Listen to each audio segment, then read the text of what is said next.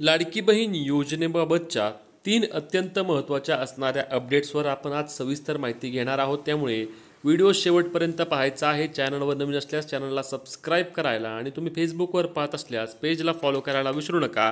कारण लाडकी बहीण योजना असेल किंवा सर्व सरकारी योजनांबाबतच्या सविस्तर अपडेट आपण आज आपल्या पेजच्या आणि चॅनलच्या माध्यमातून घेऊन येत असतो. तर सर्वात महत्त्वाचा पहिला प्रश्न असणार आहे तो म्हणजे लाडकी बहीण योजनेच्या ऑक्टोबर महिन्याचा हप्ता कधी जमा होणार.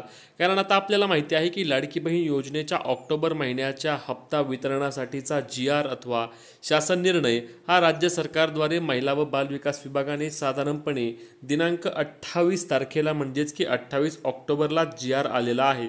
परंतु योजनेचे पैसे लाभार्थ्यांच्या बँक खात्यावरती कधीपर्यंत जमा होणार हा प्रश्न लाडक्या बहिणी विचारत आहेत. कारण अजूनही लाडक्या बहिणींना योजनेचे पैसे मिळाले नाहीत.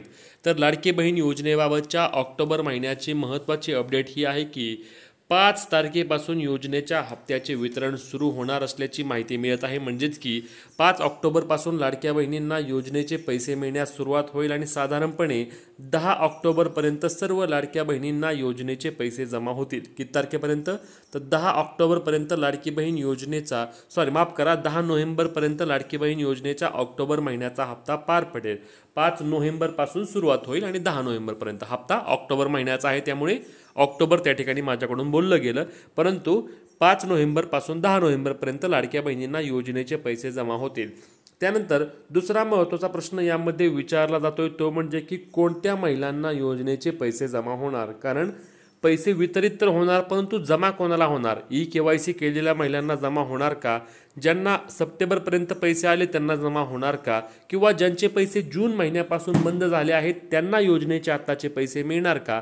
असे विविध प्रश्न लाडक्या बहिणी या निमित्ताने विचारत आहेत. तर लक्षात घ्या, याचं एक साधं उत्तर द्यायचं असल्यास लाडकी बहीण योजनेअंतर्गत आताचा जो म्हणजेच की ऑक्टोबर महिन्याचा हप्ता जो मिळणार आहे तो मिळण्यासाठी तुम्हाला सप्टेंबर महिन्यापर्यंत पैसे मिळालेले असावे. म्हणजेच की सप्टेंबर महिन्याचा हप्ता तुमचा जमा झाला असेल तर तुम्हाला ऑक्टोबर महिन्याचा हप्ता मिळण्यास कोणत्याही प्रकारची अडचण त्या ठिकाणी येत नाही. तुम्हाला ऑक्टोबर महिन्याचे देखील 1500 रुपये तुमच्या आधार कार्डशी लिंक असलेल्या बँक खात्यावरती जमा होतील. यामध्ये कुठल्याही प्रकारे अडचण येणार नाही.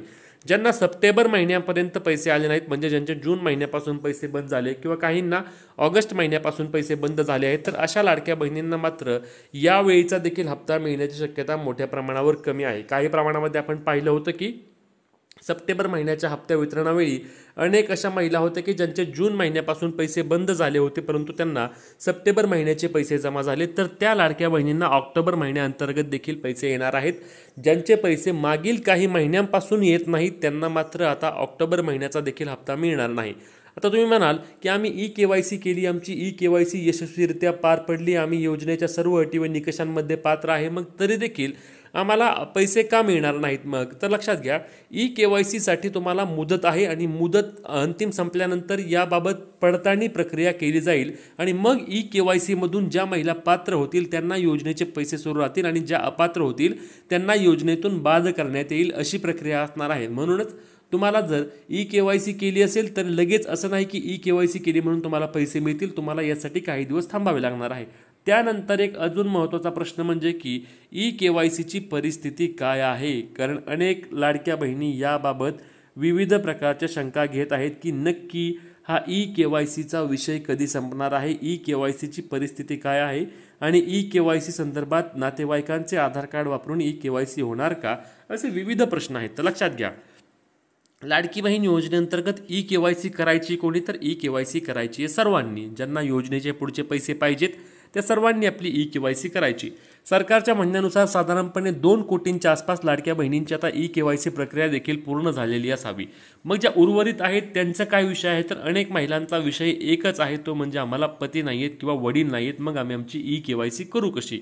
याबाबत लोकमत न्यूजपेपरवर एक बातमी आली होती आणि त्या बातमीमध्ये सांगितलं की नातेवाईकांचे आधार कार्ड वापरून KYC करा. परंतु या संदर्भात सविस्तर माहिती घेतली असता याबद्दलचा किंवा याबाबतचा कोणताही शासन निर्णय अद्याप तरी आलेला नाही किंवा कोणतेही परिपत्रक देखील निघालेले नाही. म्हणूनच जर तुम्हाला पती नाही आहेत, वडील नाही आहेत तर तुम्ही तुमच्या नातेवाईकांचे आधार कार्ड वापरून KYC करायला जाऊ नका.